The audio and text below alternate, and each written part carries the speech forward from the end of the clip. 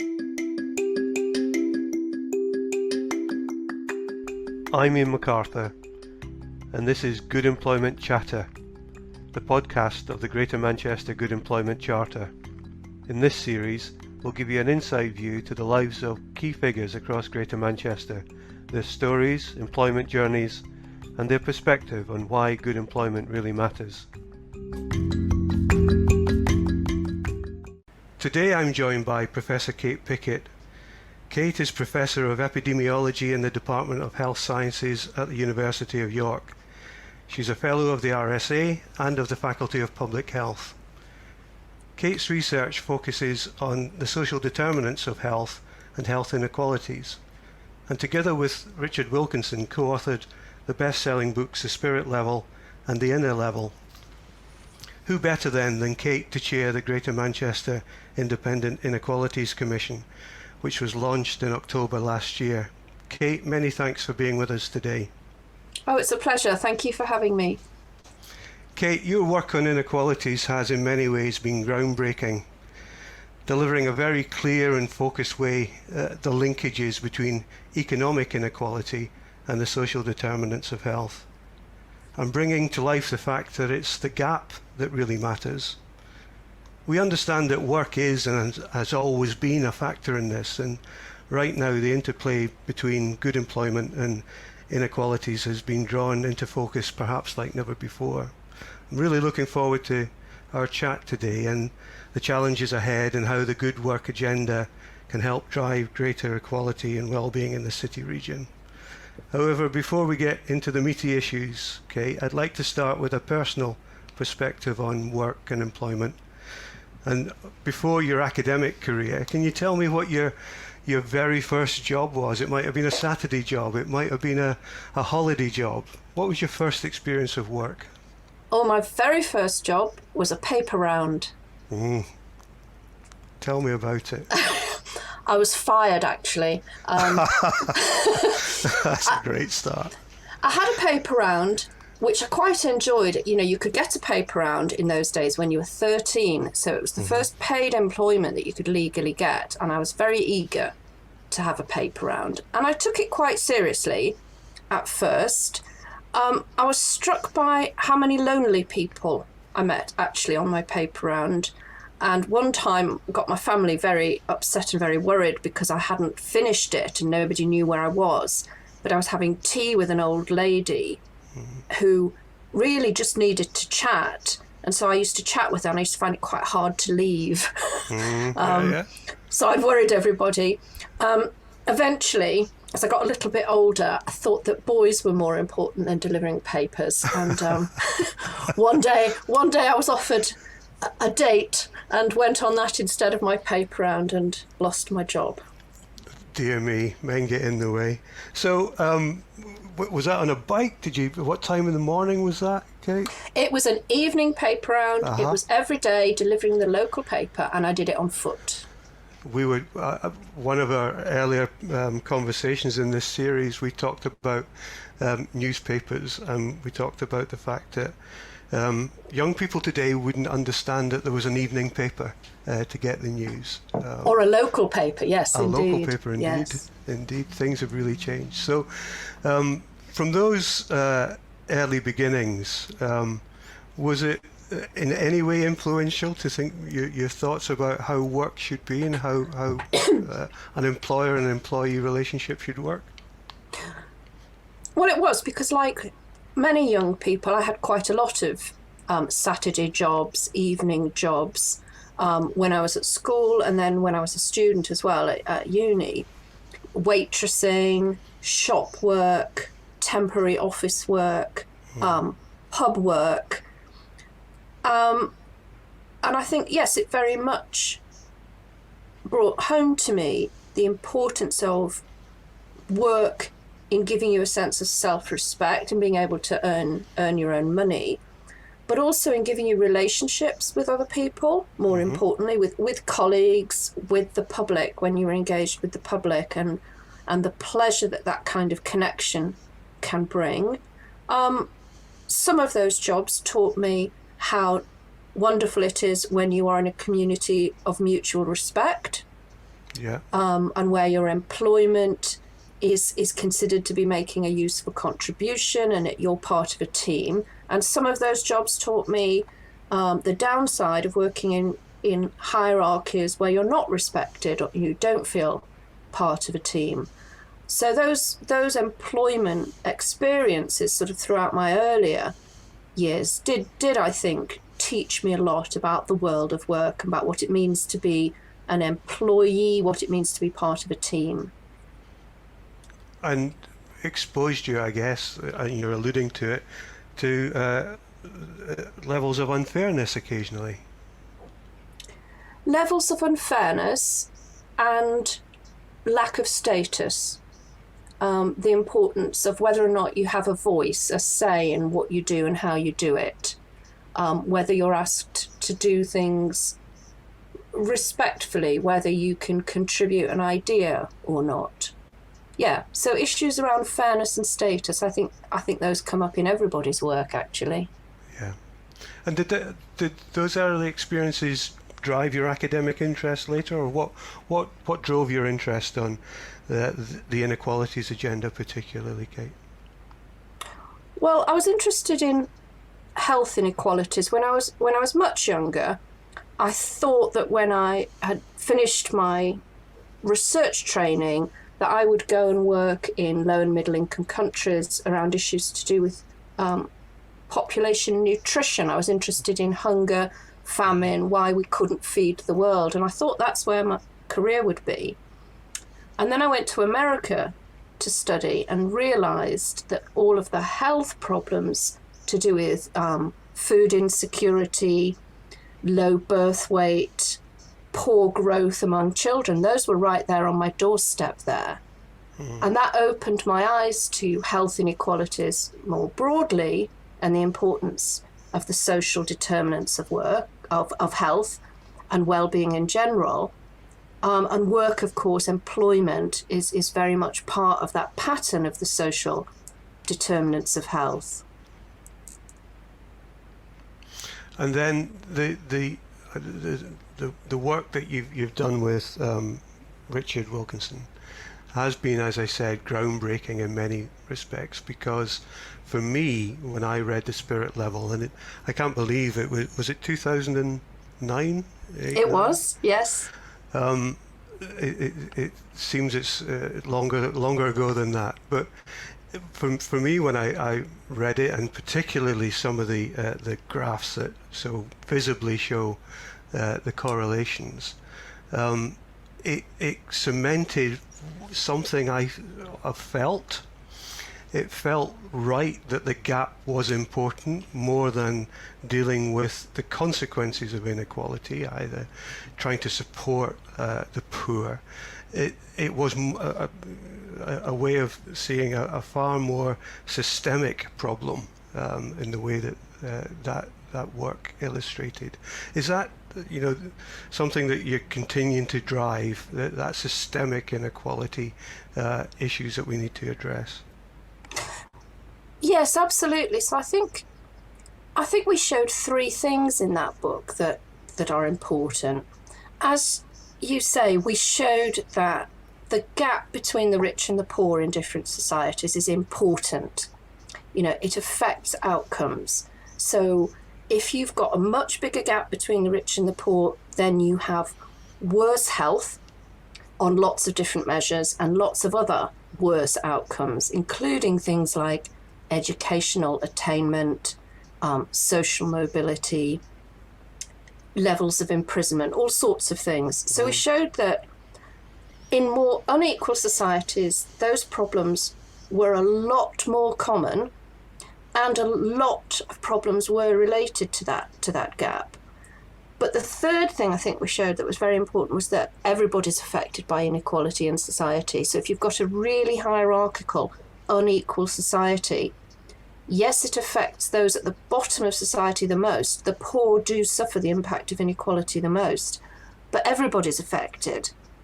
So even if you're near the top of society, you've got good income, good education, high social class, your well-being is not as good as it would be if you had those same things in a more equal country or society.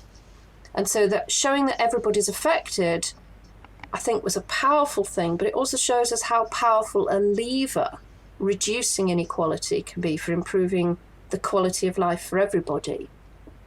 So yes, we have continued that work, and our second book together, Richard and I, The Inner Level, focused very much on the mechanisms by which that gap between rich and poor creates those worse outcomes in health and well-being and education and so on.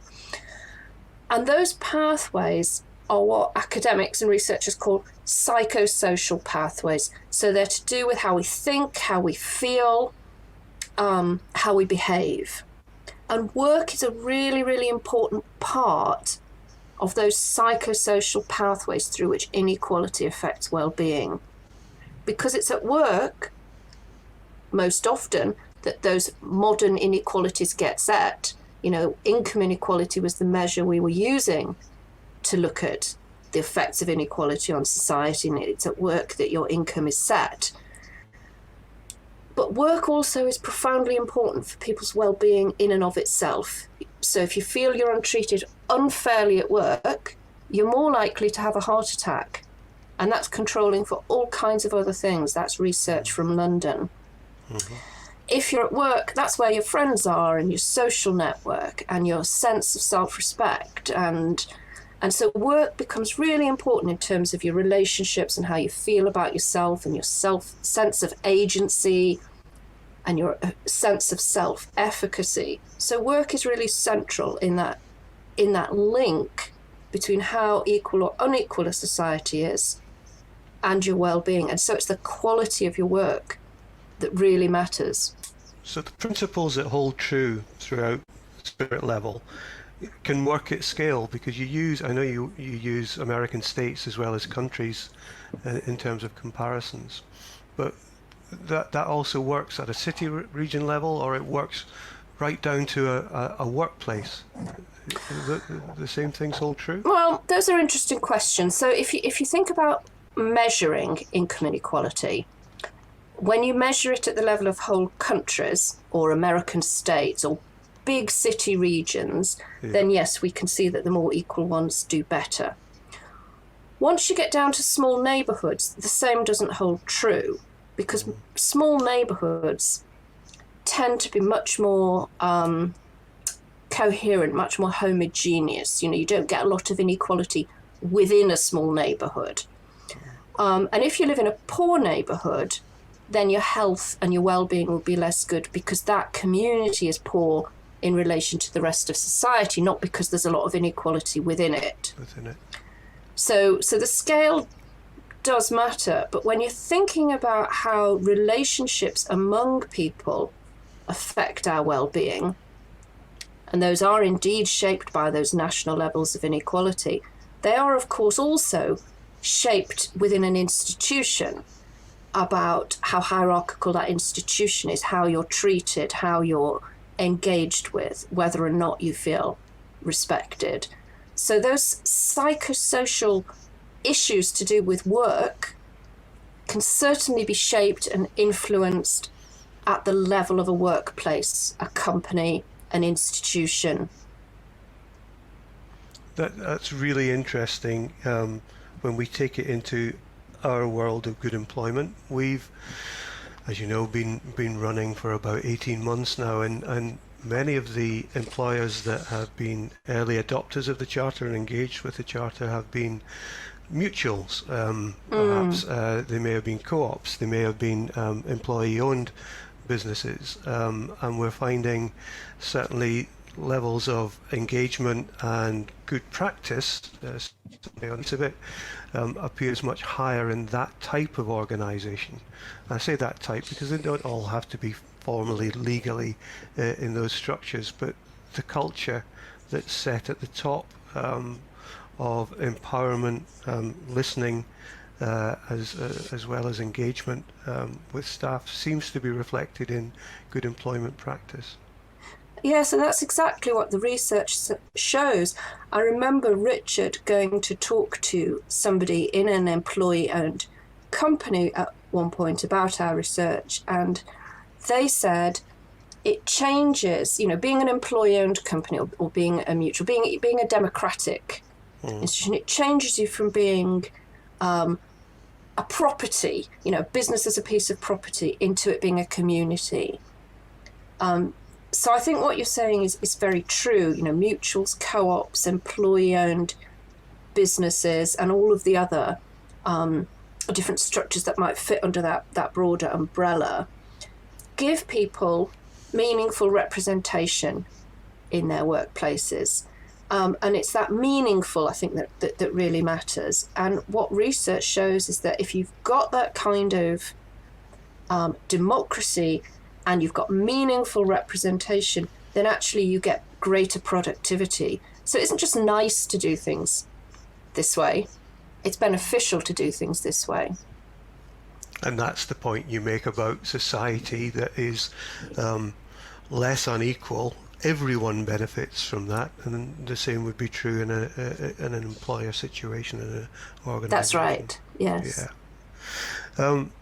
For many, Kate, I think the Greater Manchester economy, particularly the recovery from the IRA bomb, has been characteristic by a growth in finance, digital, professional services, life sciences, sectors that create high-value jobs, so-called high-value jobs, contrasting sharply with low-pay and insecure work that's a feature of many of the related sectors that support those activities.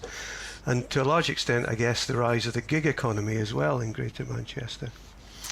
The Mayor has set out a vision for a real living wage region, as you know, and we will continue to engage with employers of all kinds across the city. But perhaps even coupled with the climate change agenda, do you think there's a need for structural economic change to address some of these issues now? Well, I do, and I think we should probably talk about how the pandemic affects these things as well. So if we think about the industries that you just mentioned, life sciences, finance, the kinds of sectors that are seen as bringing, large amounts of value into the city region, I think it's really important that we remember their interdependence on the foundational economy. Yeah. And that we remember that, no sector and no organisation within a sector stands alone and achieves its success independent from the city or the region in which it sits, the communities from which it draws its employees, the businesses that surround it, that are in its supply chain or that feed its workers. We're all interconnected. And you couldn't have those high value sectors without the foundational economy. And everybody does better when all sectors of the economy are stronger. So I do think there is a need, for a rebalance within our economies nationwide. And I think this is a pivotal moment for thinking about what our economies should look like and who our economies are in service to. What are they for? That is to do with us thinking about how we respond to the challenges of the climate emergency, but right now is also to do with how we respond to the COVID-19 pandemic and to the challenges that has highlighted for us around the world of work and employment. I think particularly the foundational economy and its exposure through what we've seen with the pandemic has shone a light on how poor our resilience is to this sort of impact. Yes, I think that's exactly the right word. So throughout the pandemic, we've seen that people in low-paid and precarious work have been unable to take actions to protect themselves and their families from COVID. because they have not been able to stop working or stop engaging in the kinds of employment they're in, or stay home for long periods. And so low pay and insecure work has been related to greater incidence of COVID-19 infection and more transmission. We've seen some people's working environments exposed as environments that don't give them the ability to protect themselves and protect others. Warehouses, factories, cold storage working in particular. But then the other light I think that COVID has shone on work is the importance of that foundational economy and what a key worker is. You know, what 2 years ago, if somebody had asked you to sort of, name key workers in the economy, I think we might have given different answers to what we give post-COVID, where the importance of caring, the importance of service work has been really highlighted. And then once we had a shutdown of hospitality and retail, how much all of our lives are enriched by those things being in the economy. So I think it's taught us a lot about how exposed some people can be to risk because of the nature of their employment. And it's taught us a lot about what sorts of jobs and sectors and employment we should really value as contributing to a thriving society. We should have been having that conversation a long time ago. It's sad that it's COVID forcing us into this discussion about the social value of different kinds of work, when all kinds of work are important for a rich and varied and diverse economy. Okay, I'm presuming that you watched, I think it was called Sorry We Missed You, the Ken Loach film. I don't know if you've seen that one. I've not seen that. You've not? I should make more time for watching. It's a really, it's a harrowing watch, but it's about a family with a delivery driver husband and a care worker wife and their children. And needless to say, just the way that kind of gig economy, the gig economy sounds attractive, doesn't it? But it's not when you look at those roles. But having watched it, and I think it was released maybe about 18 months ago, and when the pandemic struck, it struck me to almost contact and reach out to Ken Loach and go, right, what does Abby do now? Abby was a care worker, and what would she do in that pandemic? She had to work. She became the breadwinner for that family, and without going to work and exposing herself to potential risk with the pandemic and to the people that she actually loved and cared for very deeply, she had no choice. And that was just a case in point. I thought that moving forward, social care, goodness, that needs to be shored up, not just in terms of low pay, but also in terms of the contractual arrangements, the security of work for those particular sectors. And that kind of explodes, perhaps, the myth around the attractiveness of the gig economy. I think so. I think precariousness is so damaging to mental health and well-being. To not have an assurance within yourself, to not feel secure that the work you've got now will be there next week, next month, next year, is hugely, hugely damaging. And yes, some of us sometimes appreciate flexibility around work, either in the number of hours we work or the places we work, or being able to switch perhaps between full and part-time at different times in our lives. And flexibility can work really well for some people. But that's not what we've got. We've got a vast number of people in precarious employment, and that is very, very damaging to their health and well-being, and to that of their families as well. Absolutely.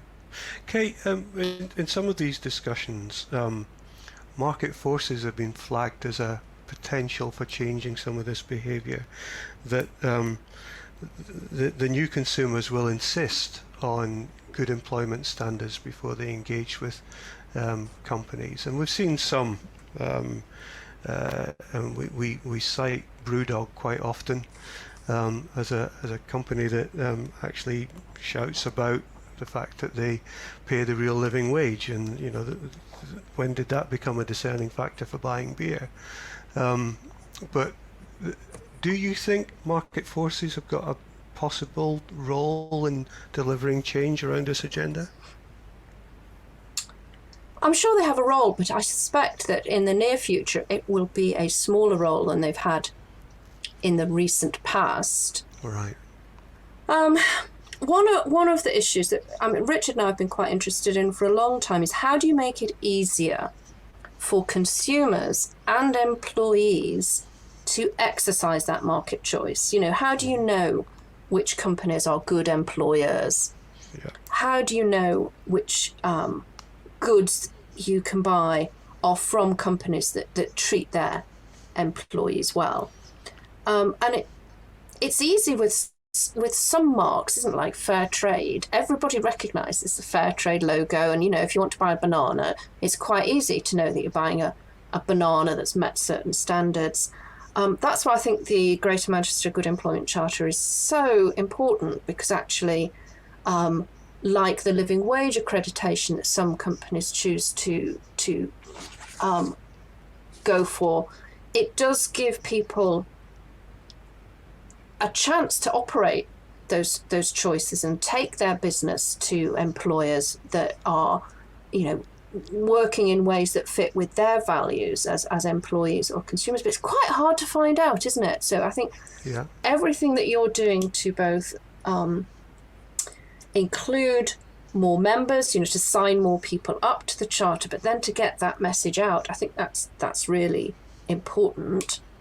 I suspect that with coming post-pandemic high levels of unemployment and potential recession and having a long recovery period, it might be harder for employees and potential employees to exercise those choices. We'll have to see.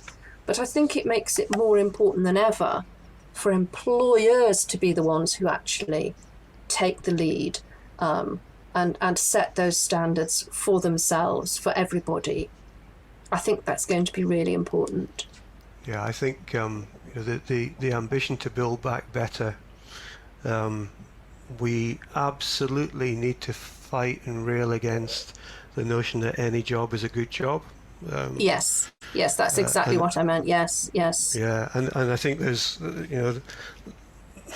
noises already as we face the end of furlough, and we'll see levels of unemployment rise. That there's a real danger if we don't find our own resilience to going down that route. We need to build an economy that values work in a different way, I think. Kate, it's been really insightful. It's really fantastic for me to talk to you. I've really enjoyed our conversation.